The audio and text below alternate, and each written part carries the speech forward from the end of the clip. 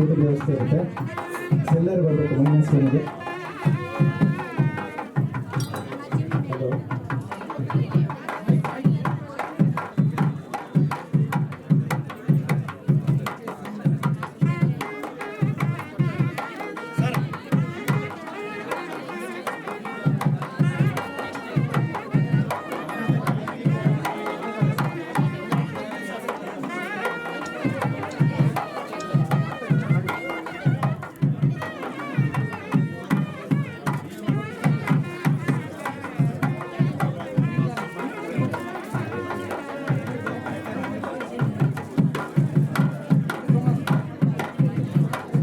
ಇಂದಿರಾರಮಣ ಗೋವಿಂದ,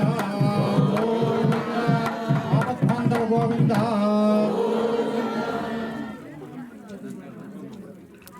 ಇಷ್ಟೊತ್ತು ಎಲ್ಲರೂ ಇನ್ನೂ ಖುಷಿನಲ್ಲಿ ಆಡ್ತಾನೆ ಇರಲಿ, ಅಷ್ಟು ಸಂತೋಷವಾಗಿದ್ದಾರೆ ಎಲ್ಲರೂ. ಇದೇ ಥರನೇ ಜೀವನ ಪರ್ಯಂತ ಭಗವಂತ ಯಾವುದೇ ಕಷ್ಟಗಳು ಕೊಡದೆ ಸಂತೋಷವಾಗಿರಬೇಕು ಅಂತ ನಾವು ಪ್ರಾರ್ಥಿಸ್ತಾ ಇದ್ವಿ. ಇಷ್ಟೋ ತನಕ ಮದುವೆ ಯಾವ ರೀತಿಯಲ್ಲಿ ಇರುತ್ತೋ ಅದೇ ರೀತಿಯಲ್ಲಿ ನಡೆಯುತ್ತಿದ್ದು. ಇವಾಗ ಆಡಿರೋದಂತ ಆಟಗಳು ಎಂಥದ್ದು ಅಂದರೆ, ನಾವೆಲ್ಲ ಸುಮ್ಮನೆ ಆಡಿದ್ವಿ ಅಷ್ಟೇ ಇವೆಲ್ಲನೂ. ಆದರೆ ಮದುವೆ ಆದ ನಂತರ ಭೂದೇವಿ ಶ್ರೀದೇವಿ ಸಮೇತವಾಗಿ ಶ್ರೀನಿವಾಸ ಅಂದರೆ ನಾವು ಒಂಥರ ಹನಿಮೂನ್ ಅಂತೀವಲ್ಲ, ಆ ಥರ ಭಗವಂತ ಹೋದ ನಂತರ ಶ್ರೀದೇವಿ ಭೂದೇವಿ ಇಬ್ಬರಿಗೂ ಬೇಜಾರಾಗೋಯ್ತಂತೆ, ಏನು ದಿಕ್ಕು ತೋಚ್ತಾ ಇಲ್ವಂತೆ.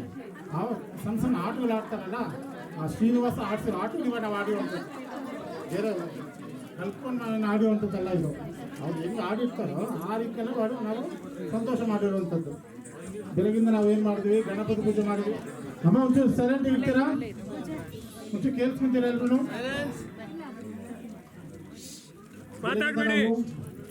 ಗಣಪತಿ ಪೂಜೆ ಮಾಡ್ಕೊಂಡಿದ್ದೀವಿ, ಪುಣ್ಯಾಹ ಮಾಡ್ಕೊಂಡಿದ್ದೀವಿ, ನಾಂದಿ ಪ್ರಾರ್ಥನೆಯನ್ನು ಮಾಡ್ಕೊಂಡಿದ್ದೀವಿ. ನಾಂದಿ ಅಂದರೆ ಗೊತ್ತಾ ನಿಮಗೆ ಯಾರಿಗಾರ? ನಾಂದಿ ಅಂತಂದ್ರೆ ಪ್ರಾರಂಭ ಅಲ್ಲ, ನಾಂದಿ ಅಂತಂದರೆ ಹಿರಿಯರನ್ನ ಕರೆಯುವಂಥದ್ದು ನಾಂದಿ ಅಂತ ಕರಿತೀವಿ. ನಮ್ಮ ಹಿರಿಯರನ್ನ ಕರೆಯುವಂಥದ್ದು. ಮನೆ ಮುಂದೆ ಚಪ್ರ ಹಾಕಿರ್ತೀವಿ. ಚಪ್ರ ಹೆಂಗೆ ಹಾಕ್ತೀವಿ?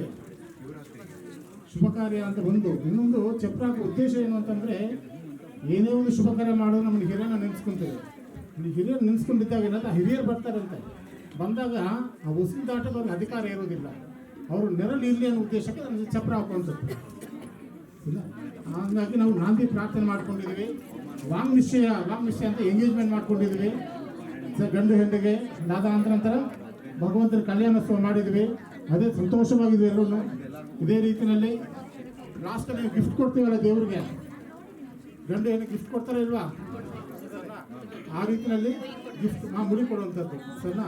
ಆ ರೀತಿಯಲ್ಲಿ ಯಾರು ಮುಡಿ ಕೊಡೋಂಗಿದೆ ಪುರೋಹಿತರ ಹತ್ರ ಬರ್ತಾರೆ, ಮುಡಿ ಕೊಡ್ಬೋದಮ್ಮ, ದೇವ್ರಿಗೆ ಎಷ್ಟು ಬೇಕೋ ಕಾಣಿಕೆ ಕೊಡ್ಬೋದು. ನಿಮ್ಗೆ ಇಷ್ಟ ಅದು ಎಷ್ಟು ಕೊಡ್ಬೇಕು ಅನ್ಕೊಂಡಿದ್ರು ಅಷ್ಟು ಭಗವಂತನಿಗೆ ಕೊಡ್ಬೋದು.